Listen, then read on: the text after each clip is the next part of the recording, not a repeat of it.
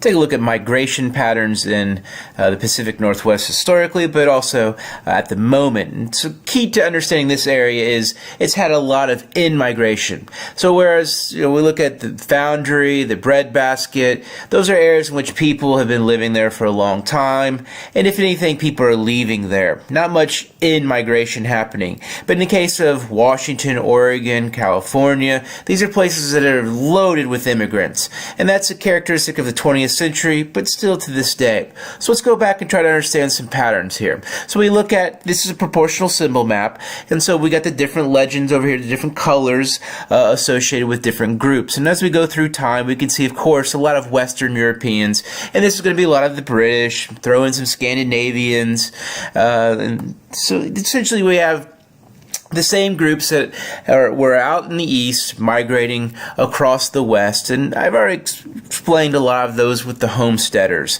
But we see a change after World War II. We see 1970 to 1980, suddenly the percent of the population, the largest proportion, is now orange, in this case Asian. And so it's a characteristic you're going to find in the Pacific Northwest is a large Asian population. Now these are different Asian groups, and so it's more than just Chinese, more than just Japanese. In fact, a lot of this group, this Asian group, this Asian increase since World War II is from South Koreans, Vietnamese, Cambodian, Laotian, so Southeast Asians, Filipinos, so kind of these groups that we don't traditionally think about as Asian. We typically think of China, India, but other groups as well. And a lot of these are individuals who are fleeing areas in which there's been conflict or in which we've had relationships, i.e. conflict. Korean War, Vietnam War, and of course the Spanish-American War, we picked up the Philippines. So all this helps explain why we have a large Asian population in particular here in the Pacific Northwest. We continue today, we can see the newest trend is the increasing Latin American in-migration. So this is a lot of it's for agricultural areas. You can see the urban areas like Seattle, Portland. There is an increase in Latino population, but for the most part it's in Willamette Valley here, the agricultural area of Portland. The Columbia River Basin, agricultural area of Washington.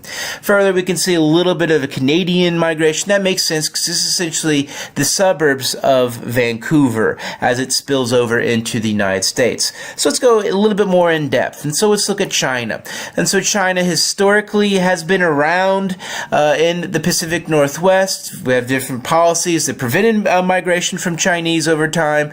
Also, we have some data missing. That's also why we don't have anything shown. But the Chinese have kind of been here for a while, let's say. But we definitely see a recent increase, and that recent increase is important because a lot of that Chinese investment coming from Hong Kong in particular, and that's a lot of money that they're bringing with them. And I explain that later in the Vancouver section. We go to Koreans. We can see a large number of Koreans, and that's been a recent increase in there, overwhelmingly there in Seattle.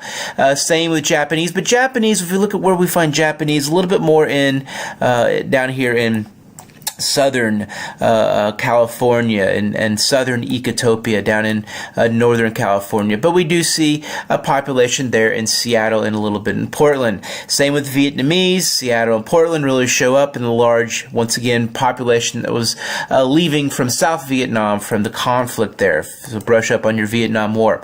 India, definitely a recent pattern, and that kind of goes along with stuff we said in Chapter 2 as far as the increasing Indian migration is rather recent. And once again, urban areas, Seattle. But in this case, Portland doesn't really show up compared to here, a college town, Beaverton, Oregon. So Indians, a little bit more high-skilled, highly educated, and they're often going to universities. And so this is kind of a characteristic that distinguishes the more recent migration, in particular of Asians, is typically high-skilled, going to those high-tech jobs that we find throughout the Silicon Forest of the Pacific Northwest. Filipino, definitely see big there in Seattle, also there in Portland. And so Filipino Once again, in the Spanish-American War, the United States picked up the Philippines, and so subsequently we've had a large Filipino population that's migrated to the United States over time. Finally, I'm going to look at the Russians, and so there's a little bit of a Russian population here. If we can kind of go ahead and zoom out, so we zoom out, compare. We see Seattle and Portland. Why not Denver? Why not Dallas? Why not Atlanta? Why not St. Louis? I mean, these are bigger cities and maybe more prominent cities historically than Seattle and Portland. Why do we see a large Russian population? Well, first off, Russia's actually not too far from here. And this goes back to the Russians sniffing around this area. In fact, they're the first ones to sniff around this area from a non-indigenous group, actually beat the Spanish here. So the Russians essentially have been, over time, there's been different groups that have migrated and have found the Pacific Northwest as being attractive. Why? Some have said it's because, well, it's a lot similar climate, similar vegetation, similar agricultural crops that can be grown here as their motherland back in Russia. But these groups have over time been fleeing or just essentially, there's been push factors. So there's the pull factors of agriculture, land, but there's also push factors, and so you have some Jews that were fled here, Russian Jews that got the hell out of Europe and Russia. You also have different what they call old believers have been forced out, kind of this kind of more traditional religion. But more recently, we can see 1990 to 2000, those are fleeing the Soviet Union. And so when the Soviet Union collapsed, a lot of people said, all right, this is our chance, let's get the hell out of there.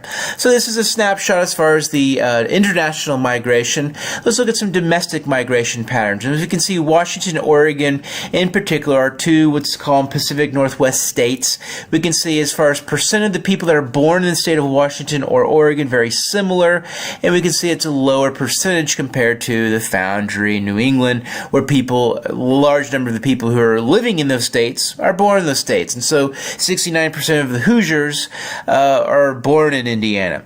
The people that are living in Indiana, 69% of them were born here, whereas here a little bit more transient population. Once again, speaks to one of the key characteristics of here, a lot of in-migration. So I ask you guys, I ask IUPUI students, where are you going to live? Where do you want to live when you graduate from IUPUI? A lot of you say Seattle. A lot of you say Portland. And that kind of speaks to this. We can see this particular pattern. But in particular, we can see where a lot of the migration patterns, the domestic migration patterns coming from other western states. It's shown here in orange. So a lot of western internal migration. And that kind of goes very typical. We see a pattern here of people moving up and down what they call the I-5 corridor, the interstate that runs from Seattle down to Southern California.